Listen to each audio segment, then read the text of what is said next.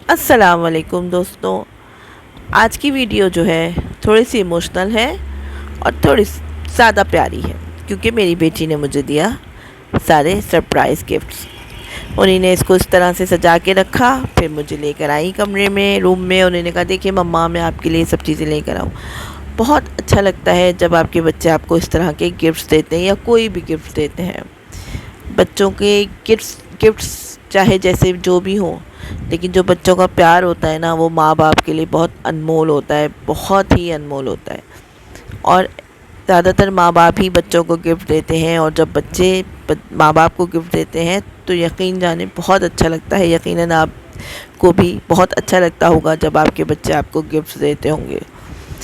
اور بچے جو ہیں ہمارے، وہ اپنی جب پاکٹ منی میں سے پیسے کو سیونگ کر کے اور پھر جب دیں تو اور بھی اچھا لگتا ہے کہ ایک تو انہیں منی سیونگ کی عادت پڑتی ہے، پیسوں کی سیونگ کی عادت پڑتی ہے، اور پلس اپنی ماں باپ کو اہمیت دیتے ہیں جب ہی وہ ان کے لیے ان کے اوپر پیسے خرچ کرتے ہیں۔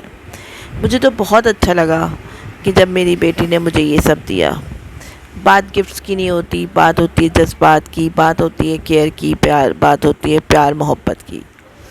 پھر میں نے ناشتہ بنایا، ہم سب نے ناشتہ کیا۔ آج میں نے ناشتے میں انڈا، ڈبل روٹی، چائے یہ سب بنایا تھا، اور بچی کے لیے اپنی نوڈلز بنائے تھے۔ انہیں جو ہے ناشتہ نہیں کرنا تھا، انہیں نوڈلز کھانے تھے، تو ان کے لیے میں نے نوڈلز بنائے تھے۔ ہم نے ناشتہ کیا۔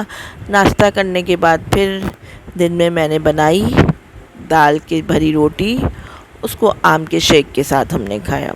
کیا آپ لوگ آم پراٹھا کھاتے ہیں؟ ہم تو کھاتے ہیں، لیکن جب ابھی آم اتنا اچھا نہیں آیا تو ہم اس کا مینگو شیک بناتے ہیں، اور پھر دال کے ساتھ دال بھری روٹی یا سادے پراٹھے کے ساتھ کھاتے ہیں، بہت مزیدار ہوتا ہے۔